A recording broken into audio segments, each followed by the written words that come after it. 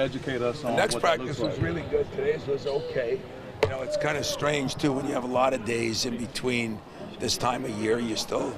It's good for us, but it also is hard on them because practicing. But you're going to see, I think, one of the better teams that have played in here in years. I'm not trying to make them out to be the best. Cal will say that they're not very good on film. I mean, they beat Cincinnati pretty good, who beat Michigan. You know, on film, this is an athletic team that can shoot the ball, that got great guard play and good size, and 8 deep of really good players. So this is going to be a great test for us. But if we're not at our best, we're in trouble. With the way they can drive it, is that a good thing to take the team to drive the ball like they can? Is it a good thing for my health or your rating? Consider what you have to work on as a team. Yeah, I don't know if it's a good thing this early because we're going to have some issues with it, but we have spent a lot of time on transition. They score almost 70% of the time in transition. That's really big for them. We're going to have to defend it, keep them out of the paint, and rebound the ball and run ourselves. Yeah. You usually like the track meet, but this one you're a little more. Well, put it this way. They're a better track team than we are right now, but that's something we've got to keep working on. But if we rebound the ball and score the ball, the track meet goes down, So they're just very good at it. Both those guards, are two, I think, are the better guards in the country. So they can bring it. Yep, they can bring it. They got a couple of young guys, too. I think Blake Thomas, Darius Acuff, some freshmen. Is it hard to scout for those two, considering they play some Well, I know Acuff because he's from our state, and he's done a good job. And Thomas, who came from that overtime elite, might be their best player. For a freshman, I don't know how long he was down there, but he can shoot it, he can guard it, he can put it on the floor. I've been really impressed with him. I really like his team. I told John that I really like his team. And yet, John plays posse sometimes, so I don't know. We all got problems, though, When things are going good, everybody's good. When things aren't going good, sometimes things rear their ugly heads. So we've got to be better than we've been. That's no secret. I mean, young guys, we got 6 guys that need to get some playing time and experience, and our best players got to play good. When you look back at the last game, post defense in particular, hard on Jackson and Cooper, but how critical are they in this game to kind of contain that inside? Well, it's different. They don't really pound the ball inside, so they're going to have to guys on the perimeter a little bit more, but those guys just got to play better. And like I said, I still, as I watched that film 10 times, I still say that team played really good that night. If they played as good as they did that night, they're going to be a force to be reckoned with. But we need more out of Coop. We need more out of Cohen. And those 2 guys, I think, are ready to give us more. They need to.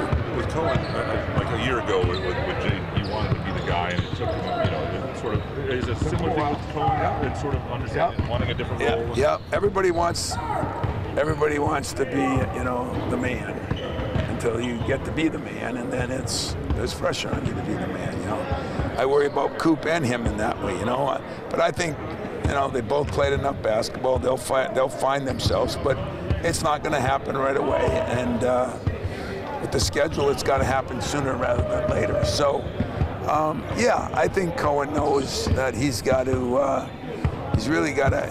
we really got to work on our defense. We got to get better defensively. He is a good defender. If you remember, though, Jaden was not. And I give Jaden credit. He just grew and grew and grew as those first 10 games went on, and he became our best defender. So hopefully the same thing will happen with Cohen, and then Jeremy's got to be a rock at the point. Did you see the development from Trey on the side? Trey and, we're still, what we've questioned most is the 2 spot as far as, which one of those guys. We keep rotating guys in there to play with different people, but Trey's athletic enough to do it, and he's got to put his mind to guarding, and if he guards better, his offense will come. I'm not worried about that. The fraternity within the fraternity, 4 active Hall of Fame coaches still in men's basketball. You, Calipari, Bill Self, and Rick Pitino. Just reflecting on that, I mean, you guys can do a car ride across the country. Maybe that'll be a show. What is it like amongst that group when you having one of those guys come inside of it? Well, I'm happy for our fans. I'm happy for you guys. You know, I think you are going to see. I'll be surprised when it's done. You can tell me whether we win, lose, or indifferent. But I do think our fans deserve to see some of the better teams come in here. And John has been a friend of mine. You know, he's crazy like me, but he's been a friend of mine. We've been on all kinds of boards together, and he's got himself a good team. He coaches them hard, and yeah, I think it's going to be a privilege for us, for them, for our fans. This is kind of what you hope to get in the preseason. Great home games. A little early, maybe, but early for them too. Does it help with getting back that way a little bit in terms of getting more home campus games versus? You know, I don't know. I mean, I'm trying to do it, but for the most part, I don't think so. I don't know that, but I don't think so.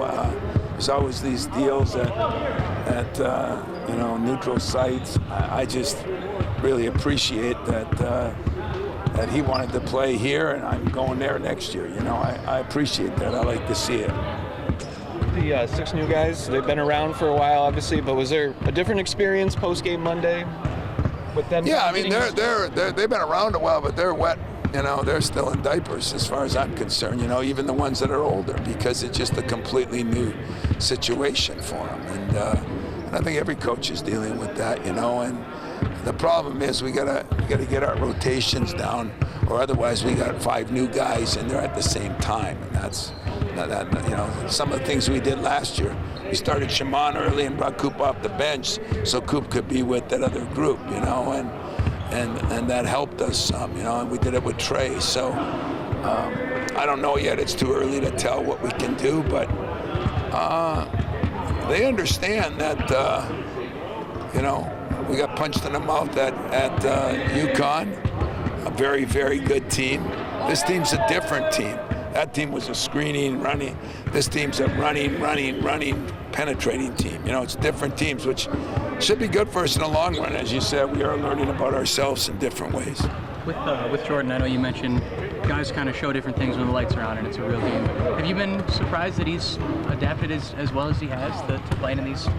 I am. Jordan has been as big a surprise as anybody, because what Jordan does is he plays so hard, and for a skinny guy, that's impressed me a lot. He's really done a good job of playing hard. He's constantly moving. You know, make his mistakes, but it ain't because of effort. And I think Jordan's going to be a hell of a player before it's done. And he's such a nice kid too. Like, yeah. When you meet him, you know, the fire you see come out on the court, it's a little different, isn't it? It was for us too. Yeah. You know, plus he's a real good student, so he's got everything going for him. Just gotta get old quick. He's got to get older quicker, more experienced. Anyone, anywhere is a fabric of this program, but is it times like this that you question that you got yourself into that it's like, if you didn't have that already, would you be putting these type of situations there? But because it's the fabric of the program, you go with it and you embrace it. You know, I really am excited about it. I really am. I'm as excited for us and me and the team as I am for our fans. You know, it's just been a long time since we get really good teams in here, you know. But would you like it a little later? Maybe, you know, but it doesn't work that way. And so anybody, any place, anytime is here. We'll see if we answer. Usually in Texas, more like mid-December. Yeah. You know, game that one year. yeah, it's in January. I mean, that's the difference right now. And but then again, you get to find out about yourself. You get to see what your warts are. You get to get better at them. And I mean, you know what? This is a real good team we play. And you know, it was a real good team that we played in the second exhibition game. And you know, I still think we look at things when you lose a game. I mean, if it was a regular season, nobody'd expect you to win at UConn. But then you get kind of concerned about it. And then you think you don't play good. I mean, we were down to Bowling Green the year before the whole game, and some of those other teams. So it's just a matter of there's new guys here that aren't as experienced at this level, and that's the difference. If you go out and get guys that came from Texas, maybe they're more experienced at that level, and then those guys, cost more. So it's a 6 of one, half dozen of the other. The Big Ten schedule, 20 games, that has something to push in the calendar too, right? Yeah, that has, and the 20 games is, at one time it was 16 back when we were playing those teams. And now you play, so 16, and you can play 4 or 5 really big games. Then it goes to 20, and you're playing four really, really good games plus that. And December, playing Big Ten games. And then when you move the 2 Big Ten games into December, I mean, if you look at our next month, it's murderer's row because we've got 4 big games, non-conference, and 2 conference games, which are always big games. So that's 6 big games till December 13, 12, 10. So that's a lot of games against really good teams, and we just got to make sure that we just keep trying to get better, and that'll be the name of the game for us. When do you think last year's team clicked? Because it felt like there was a different mood around everybody around the holiday break. When you guys, yeah, I'd say that's. Was that about? I'd say that's, a little bit when we went out to Maui, played decent out there. Then we came back, didn't play as well. Then we had a couple of big games, and but at the same time, we had gone to Spain, we had done some other things, went to the UP, we got to do a few things like that we didn't get to do this year. So, but it still took 4 or 5 weeks to really, nobody knew how good we were going to be or what was going to happen. And so I'm not discouraged at all. I'm impatient, but I'm also, it never changes. Your best players have to play well.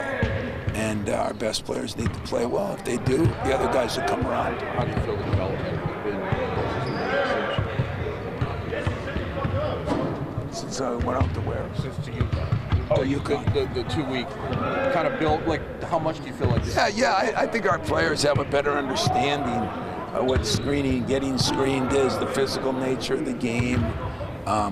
Both those teams ran some incredible offenses, ones we might not see for a while. This one's going to be different in different ways. The screening and that isn't the same, but the athleticism, and the size, the speed is different. I'm impressed a little bit against Southern. Did they get that much last year? Full court pressure? They didn't get Southern last year. Not as much, because now they got 2 point guards they're starting. And they had Flynn last year, but I think they got 2 guys that are more into that, and so they'll press more. It's a man press, they don't zone press much, but they'll just come at you. And they play 8 guys, and they play them all pretty much the same, and really come at you. Have you played Arkansas since the grade 8? It's been a long time. Yeah, It is years ago. Has it been that long? Yeah. Thinking back to past matchups with Coach Cal, just what do you remember about anything that sticks out to you? I remember the last one because we beat them. But all kidding aside, Cal and I we've been on boards together forever, trying to fight the insanity, and we both feel the same way. I just saw a couple of great. I don't think they were podcasts. They were just. But he had some great things to say about what he feels, one-time transfer and stuff like that. Kel doesn't get the credit. He's a very good coach. He is very demanding of his players. Everybody just thinks he gets the best players. But he's very smart in the profession, and I think he was great on those boards. He really had a good insight on things, and he's been in pro ball too, so he's done a good job. He just, he kind of learned at Kentucky you can't have all freshmen. That didn't work as well for him, and he figured it out. In the Arkansas program, you've talked about it before, but the grade 8, Nolan Richardson, you probably remember that name too well. And what you thought about Richardson in that program at the time? I loved Richardson because I was, when I went to Tulsa for those 6 illustrious weeks. Nolan had coached the team, a couple years earlier, and they were really good, and the guy took over for him I worked for. But Nolan was a god down there in Tulsa, and then he went over to Arkansas, and I mean, I watched his teams, I loved them, but what I remember most, and I think it gave us a lot of confidence, is when we beat them in the grade 8, I think we had 26 offensive rebounds. And that coined Judd to say, your greatest offense is the missed shot. But it kind of started our identity. So Nolan helped me with my identity in a strange way. Out of survival, you had no choice. No choice. You mentioned new guys in the program get used to just things around here, whether they're freshmen or older.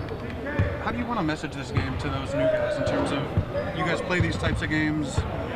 It's not necessarily a Super Bowl. You've won them, you've lost them. It's funny because the reason we met there, I got an early morning meeting with those guys, and I'm going to go over all those things on what we do it for, why we do it, but how they should benefit from it, and not fear it, but benefit from it. And so I'm going to talk to them about that and show them some film. I might pull some ones of some young guys other years, and it is the problem, a couple of them have been in 3 programs, and that makes it harder. And so, in general, I think they're going to love it. I think the place is going to be hopping. I think people are hungry for seeing a game like this. We just got to answer the bell the same way. Fair is that's something you think about, though, not making it too small, but definitely not too big, I guess, either for them. Putting the right you know me, if it's big to me, it's going to be big to my speech, and it's going to be big to them. So if that's pressure, hey, welcome to the real world. That's why you came here. So I think, I'm sure I'm going to make it a big game. We don't get to have these kind of games at home all the time. And so it is a big game. It's a big game for them, too.